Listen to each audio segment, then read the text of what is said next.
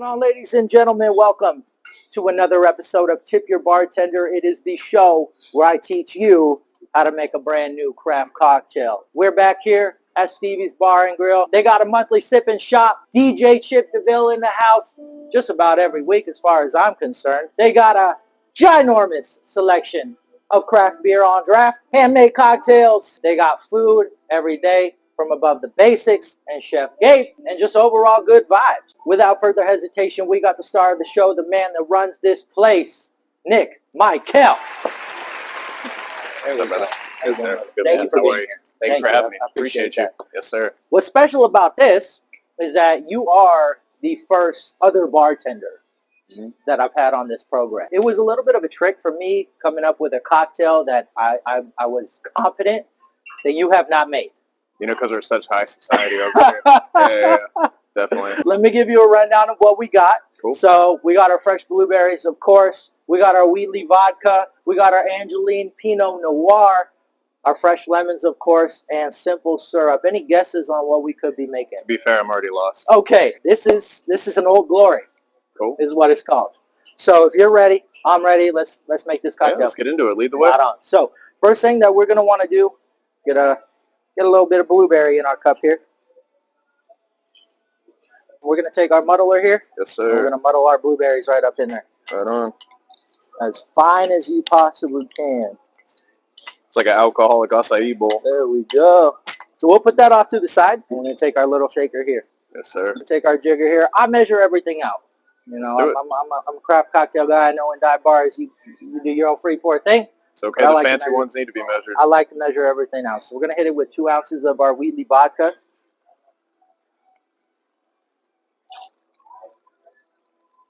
Simple syrup right here. We're going to go 1/2 ounce of simple syrup. There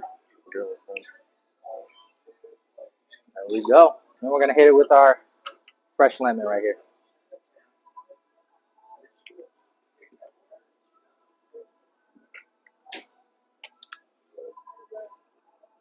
We got that all up in there. We're just going to shake this. Yes, sir.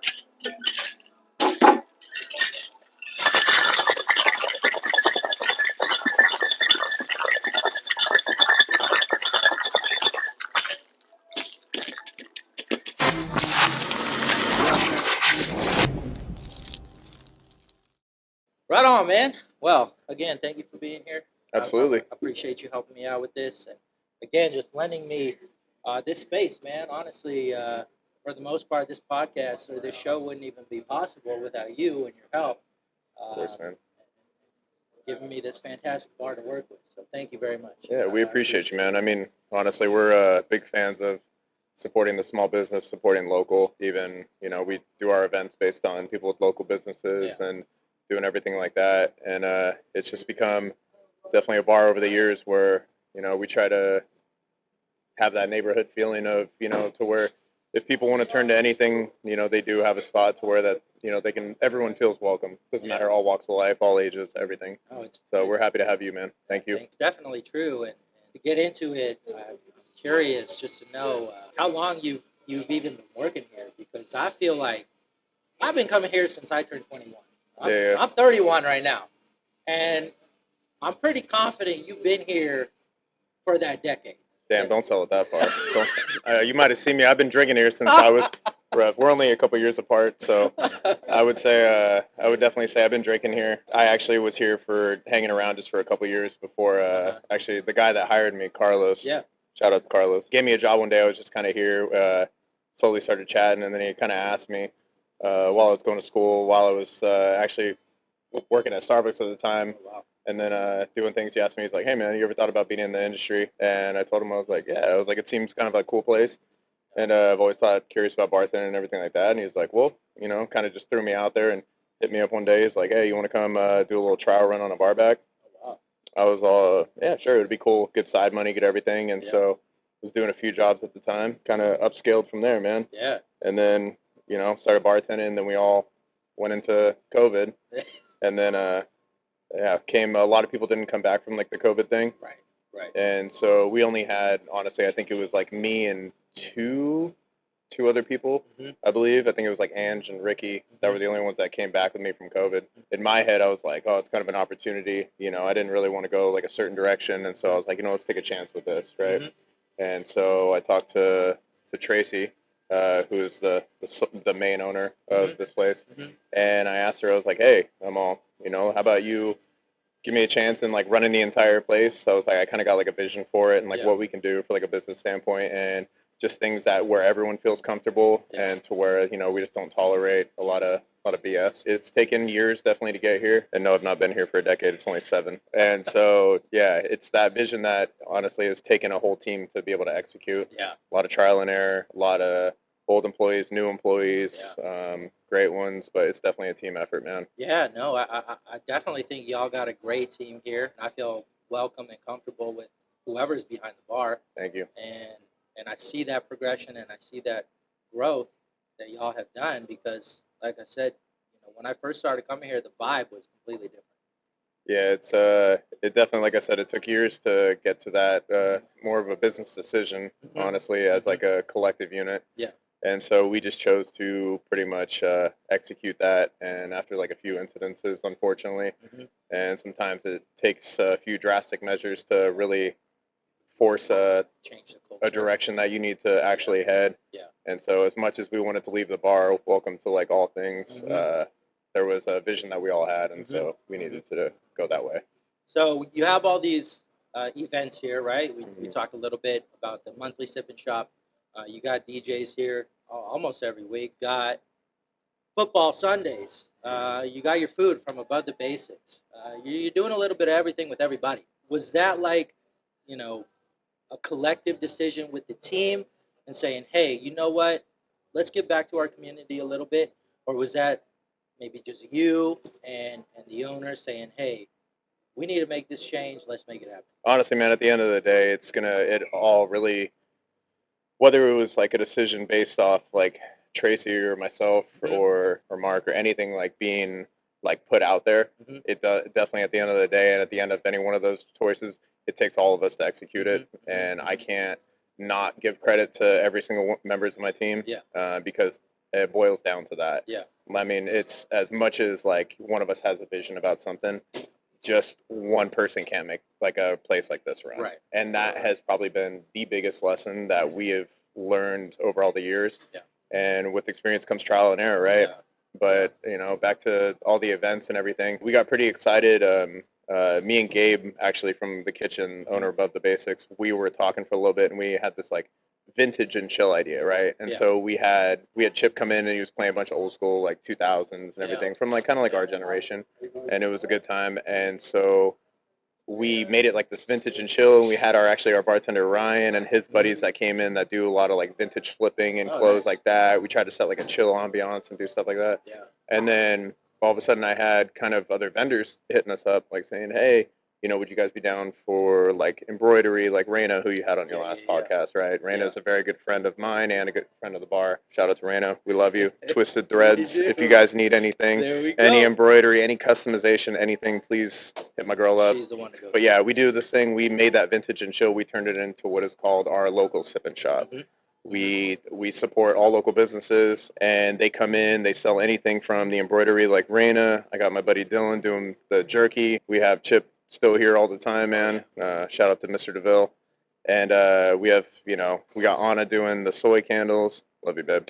And we just have a lot of people that are just in here. Oh, even my roommate Kate, she actually just hopped on the train too. Oh, nice. She's been doing a lot of custom work, a lot of like custom like tattoo pieces, but she's like bringing it to life on like T-shirts and everything, which is cool. Backtracking a little bit. Sure. Being in the industry that we are in, right? Sometimes we just got to click that social battery on at any given moment, which, you know, I'll just share for me, like when I go into work and I'm being paid to talk to somebody, I'm on. I can turn it on, no problem. But as soon as I clock out, I'm done. I don't want to talk to anybody. Yeah, get me out. I just need to go home to my woman and my dog. Yeah. That's heaven on earth right like there. Chill, you know? How do you kind of balance that and you know, if somebody sees you outside of work, are you the kind of person to stop and have that conversation, or are you just trying to hang out and chill? I do, fully transparent, I seeing my patrons out, especially because I'm in the town where I live, and there's a lot of events that go on in our town, like whether it's Campbell, San Jose, Santa Clara, stuff like that. I don't go as much as I used to, like when I was first in the industry. I do enjoy my quiet time for sure. But it's the same thing, like going out, man. Like these people come to see me. And so, being out in public or whatever, like if I do happen to run into like a few people, I always try to say, hey, what's up, at least, I believe everyone deserves the time of the day. Don't get me wrong, there's been times where I was just completely shot, tired, and like I'll see people from a distance. I didn't ignore them intentionally. I was just like, oh, man, I'm beat, dude. I kind of just I'm gonna make a right while they make a left. But yeah, it's nothing personal. It's nothing like that. There's just days where I got to be a little selfish for myself and just kind of want to be in my own world and do my own thing for a little bit. You manage a bar, and you've kind of seen behind the scenes on, what it takes to operate and run something like this. Yeah. Is that something in your future that you're interested in, and being that guy? To be a sole owner of a bar, restaurant, whatever, I think that would be great. I really do. That's something that I want to transition from the position that I'm in now to that. I love San Jose. It's given me a lot of memories. That's where I'm from. Went to school, did all these things, but it's not something where I would want to start it. There's like a certain like vision that I have for it, and I would love to do it just outside. I'm also ready for like a big change and what comes with that. And so, one of my favorite quotes is "Get comfortable at being uncomfortable," and I don't think that like we all realize like how uncomfortable certain situations every single day make us. And I mean, maybe that we realize that we're uncomfortable, but we don't ever address ourselves and like push ourselves to be extra uncomfortable so much that we're like, oh man, I got to find a way to backtrack a little bit and then figure out how to be comfortable in that uncomfortable situation, if that makes sense, if I said that right. I mean, I pick up what you're putting down there. And so that's like the biggest thing for me is, man, don't get me wrong, I love safety. I love being comfortable. I love being comfortable and happy, like in the relationship that I'm in or with my dog or at home and all these things. But as far as like pushing yourself in life, man, we need excitement. We need that like nervousness. We need that like anxiety of just like, you know what, dude, fuck it. Like I gotta just leap. I gotta go do something. And that's a big thing for me that I've even told my best friend Austin, like for the longest time, me and him have talked like back and forth, and he's finally doing it. He's finally at least getting out of San Jose. He's going a little bit out of the realm, and so I'm happy for him. And it was just kind of like incentive, and it just reminds me, it's like, dude, you just gotta, you got that support system. You just gotta take that fucking leap. And so do it. And I think that's gonna be the biggest thing right now. Just getting to where you need to be.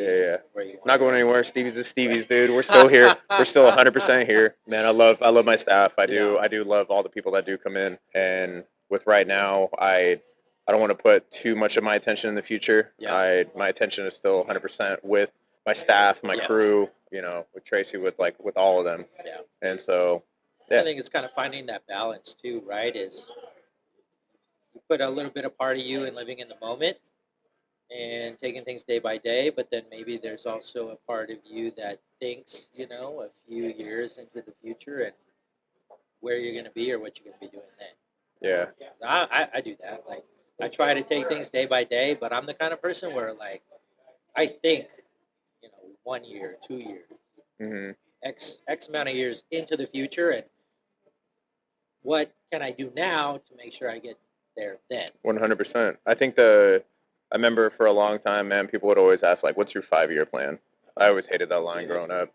And so it's cool, though. It's like, it's good to have, like, that long-term goal. But you can't think so hard into it because, I mean, even as cliche as it is, dude, tomorrow, next week, next year, it's not guaranteed. How big is fitness for you? I would say it's been in my life the entire time. Whether I'm sure we've all had it, but we've all had moments of like falling off with it. But I have a few good people in my life that actually, hold me to it. One of my best friends is a personal trainer, and he's actually made one of the biggest transitions that I've witnessed. Like this guy came from, being pretty heavy set, and then I have watched this dude over the last year, and I think like 60 pounds. be honest, dude. Like, yeah, it was Wow. huge and dramatic. Like, it was like 55 to 60. Oh. But like, it's just Shit. like when people, all my good buddies that know him too, that see him all the time, they're like, dude, you look fantastic. Yeah. And it just watching that journey on it was incredible. And I'm, even certain days I'd wake up and I don't feel like going to the gym or something, and I'd look at him, I'm all, okay, It's time to go. this fool's doing it. Yeah, this guy's doing it right now, dude. I got to get my ass up. Yeah. And so he's been an inspiration for me probably, fuck, man, I met him like 14, 15 years ago, actually at 24 on Hillsdale. Oh, wow. And he's just been one of my best friends ever since. Nice. Just the most positive, genuine, giving dude. That's good. Love you, Jay. Good. And Jay, so, yeah, proud of you. good dude. Yeah. Nah, man. I mean, thank you for sharing all that. Like, hobbies are important. Don't spend all your time at work. Is Yeah. what I was trying to get at. You need to have alcohol and food together. I think it takes two to tango. So, yeah, you got to have that, the food keeps them around a little bit longer. yes. To that point, right, we have above the basics here. You and Gabe. How has that partnership helped your business? And then how have you been able to help each other grow? And Honestly- why is it important? I'm so sorry. Honestly, Gabe has been nothing short of a blessing to us, and I don't just say that. Like, I've watched this kid come up from cooking on a blacktop when he didn't even have a tent that said like his business name. Mhm. He used to be called a business called the Foundation Okay. when he was actually first in here, and there was like a little mishap with the name, so he changed. That's why the whole name changed and everything. Okay. I actually knew Gabe's mom and stepdad first through like mutual friends. Right. And so when I went to one of his stepdad's events, and Gabe was out there slanging tacos. Yeah. And I had one of these tacos, and I'm like, what the fuck is this? I was like, what is this? And so I actually, me and Gabe introduced each other to it. Yeah.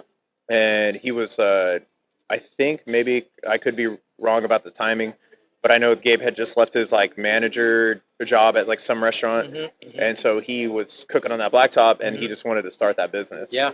And it was crazy because like coming right out of COVID, we had an open kitchen, and we had like a few people fill-ins, but it was just Right. like we were kind of taking whatever we could get at that point. Yeah. And so I told Gabe, I was like, hey man, I got a kitchen right now. If you want to try to start something, I was like, run it. Mhm. Like, please, like just try to hop in there and do it. And even Gabe will tell you too, like it's been a lot of like trial and error at doing this. And even him as a business owner, right? Yeah. Like he was so young when he first hopped into it. I want to say it's been 5 years now almost. Something like that. 5 years just since he's been with us. Yeah. And so he's always had like that side hustle of the above the basics, but he like solidified it once he like came with us, and then he boosted our business. Yeah. We gave him a spot for it, and so he's been rad for Yeah. it. We've had our tiffs, we've had our back and forth, but that's just business in general, Right. And we seem to be able to find a way to make things work. Mhm. Every day it's trial and error, whether Yeah. it's I didn't do this or I left this here, and we all make fault on both ends. Mhm. But I can't say enough about him and the guys back there. Yeah. And so they did so much that they had a food truck moving around. They had the SAP Center with the Sharks, Oh, wow. with all the music events and Yeah. everything. And then now he's just like full-fledged with us. But he crushes it on football. It gives people that more. The one thing that he brings in probably is a lot of like little families, Okay. because we're technically a restaurant. We're more than Okay. just a bar, right? Oh, okay. Yeah. And so that's why we can have kids in here during that time. We can have kids in here while our kitchen is open. Mm-hmm. And so that is one of the biggest things. He's just given a lot of people that follow him. Mhm. He's given notice to us. Yeah, I think you guys are pretty synonymous now. Yeah. Like, I don't think at this point in time you don't talk about Stevie's without talking about above the basics and vice versa. I do like that. You guys Yeah. are very I do like hand that. in hand. So, I mean, like I said, sometimes it takes two to tango, but you guys are killing it out here. We appreciate on it. both ends. For Yeah. sure. Thank you. Thank you. Yeah. I'm curious, and only because I've seen it on like people's social media before. Do you guys have like a gaming console in this restaurant? Oh, the gaming console, man? Yeah, I've seen. What is it? You guys got like a Wii or Xbox or something? Oh, man. So back, what is it? Pre-COVID, Uh-huh. back in like 2018, 2019, we had this huge group of like parents that would come in that were with the Cambrian Baseball League. Oh, okay. Some from Los Gatos, some Yeah. from everywhere else. Yeah. And which is nice because technically we are a restaurant this whole time. Yeah. is that we chose to, or Tracy actually, it was her idea. She put a little PS4 up on that wall on that far TV. So all the parents would come in after their baseball games. They would eat, drink, like have fun, and then you would just see like 10, 12 little leaguers or whatever just sitting there, dude, just hooked on like the PS. And it keeps them hooked too. Dude, they were excited, man, and then they would play pool for a little bit. Yeah. And it was cool because I was working those Saturday days. It was cool. It was just like a really fun time, and it gave a lot of light to our to like our daytime or whatever here, and the parents loved it. They had it so for a good couple hours, eat, drink. They all got to chill out on a Saturday, and then take the kids home. Everyone was wiped, so it benefited both parties. Yeah, we had the other day or whatever. Actually, Ricky and his girlfriend Kate, my roommates, they came in. And they actually hooked up their Switch. Okay, that's where I saw that the other day. I was like, have they always had this here? Yeah, it was fun.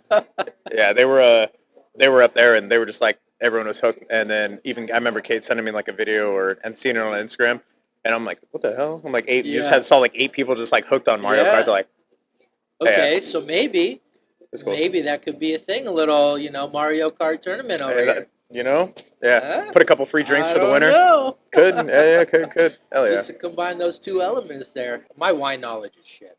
That's okay, I am too. So, you know, I'm the kind of guy, kind of bartender or whatever, like if somebody asks me about wine, I'm like, try this. You tell me how you you won't catch a Stevie Somm here over at Stevie's, dude. Not with our top 4 shelves of wine back there. Our 1 red and 3 whites, dude. No. No. Hey, but I mean, people enjoy it no matter what. Yes, sir. There's always a taste for it. Even the tap room, like out of the barrel, they're always they carry wine and they sell a crazy amount of wine actually. It's kind of crazy. It is crazy. Yeah. Because they're all the dads, all the beer there. Yeah, all the dads sip on the beer, and then all the wives are just like, take a Chardonnay. Yeah. Yeah. So that's how it be. If you're ready to maybe dive into a little bit of craziness, let's do it. I am curious, and you don't need to name any names or anything of that sort, right? You are, of course, a poppin' bar, poppin' restaurant. Has anybody gotten too crazy to the point where you say, you know what, maybe you shouldn't come back here? Well, I mean, if the camera could honestly see that entire back wall back there's not enough mug shots that would fill that. If we're being fully honest. Oh, man. We've always talked about it, dude. And like for anybody that's, I only say this because I've seen that show, that like Sons of Anarchy show. When they would walk into their clubhouse, they had this whole wall of just like. I haven't seen the show. Okay, so yeah. There's like this one scene in like one of the beginning episodes, and it's just portraits of just like all members that have been through the club. But I've always wanted to do that with 86 people. Just like kind of, I'd be like, hey man, can I take a mug shot of you real quick because you're not allowed, and just plaster that wall, dude, with individual shots. Oh man, doing it, and you know what? I mean, what is it? Like when people work at tap rooms and and with beer and everything, it's a little less chaotic. Yeah. You throw liquor into it, dude. It's a different ballpark for sure. Crazy. Man, story was, dude. Okay, so there was one night I had maybe been bartending here about a year and a half.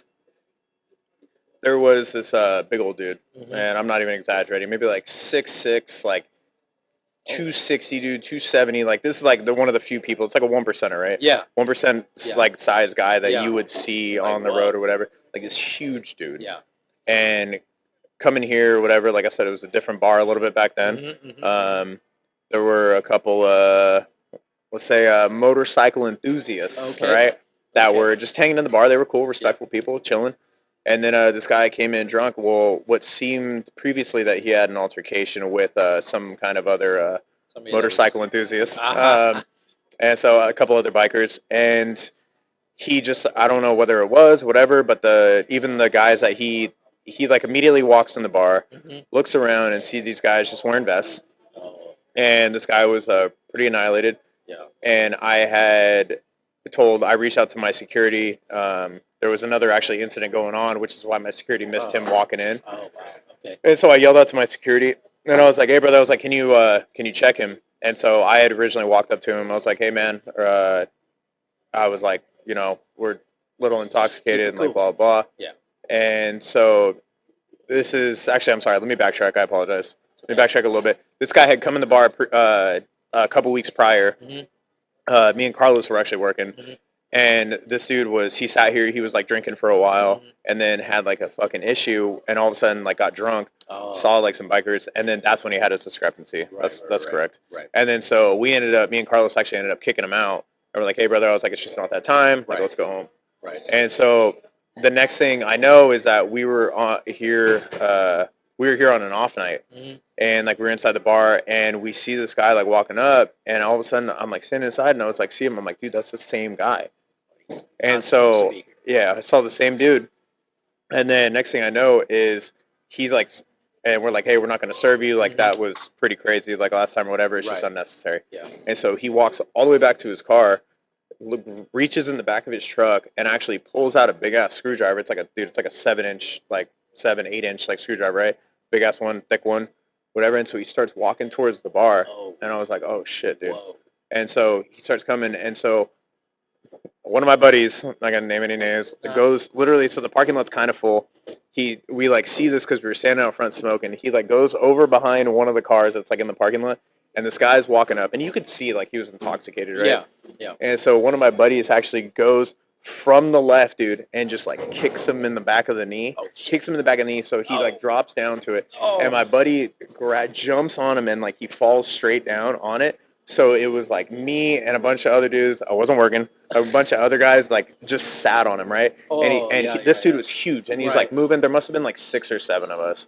He's And putting up a fight. Huh? He's putting up a fight. Oh, dude, he was huge. He was Oh like, my he was bigger than all of us. God. And so like I wish I could exaggerate this, but he was sitting there and he's like fucking screaming. So there's people coming outside, and I yell, I'm like, hey, can you guys call the cops or whatever? And like this guy's like resisting, and he's not listening to anything we're saying. And so the guy proceeds to like, he's like, keep fighting, keep doing this. And so we managed to like get the screwdriver out of his hand, got it, hucked it, and then next thing I know is that the cops were like here so quick, dude, right? Oh, wow. 3 cop cars show up. There's like 2 cops in each car, and then another one comes like a few minutes later. Well, there's like 7, 8 cops surrounding this guy, and then so they were like, hey, you guys need to get off. So the cops are already surrounded, right? Right. And so they managed to, we like get off or whatever. And so all of us get off, and he stands up, and he's just like swaying. He's like, dude.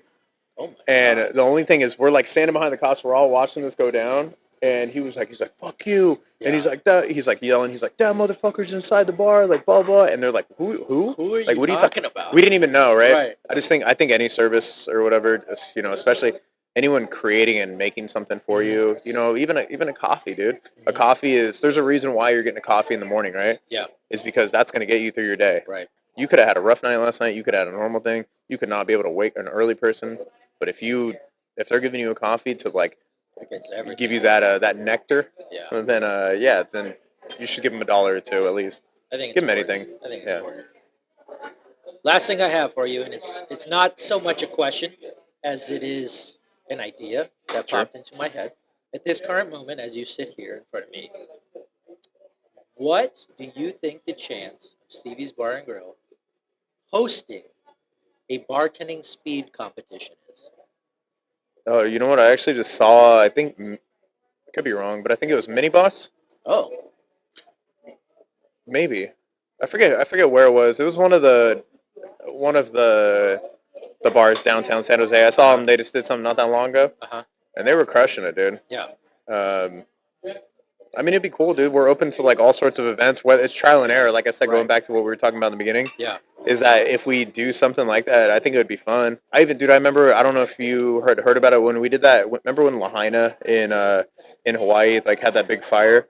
Yes. So we did that big old like donation, and then we did that thing. All proceeds that were made here did it. You know, my buddy Perry, Saul, Luis, even Tonio back, who's behind the bar right now. All those guys came. Oh, and Ray, and all those guys came in. They actually, all the OCK and Beat Steak people, they came in and actually we had them do a takeover. Oh, wow. And my buddy Cyrus too. Like all of them were here. Yeah. And we were all doing this thing to where like any money that was made from this huge event was like donated to them. But it was cool because like one, that's a new event for us. Yeah. And it's just like it was just craft cocktails in here. You had Cyrus in the kitchen who was making masubi. Oh, wow. And it was just mind blowing. Yeah. So I mean, for like those events, like if you promote them right and you market them right, I don't really think there's really a bad event you could throw, you know. Yeah, no, accurate. And also too, it gives like all the industry people something to, talk shit about and kind of root for and be like, oh, this is the good bartender. Yeah. Because every single, I feel like every place has like that one. I don't know. I don't want to call them like better bartender, but There's they have. always, I know what you mean. It's like any industry, right? There's always one person that's like just kind of exceeds like others, but yeah, it would be definitely interesting to see. I've always been curious, just because like I think that, I mean, I don't want to sound. I will say I'm confident Yeah. that I'm pretty good at what I do. Mm-hmm. As you should be though. My brother works with me. I think he's even better.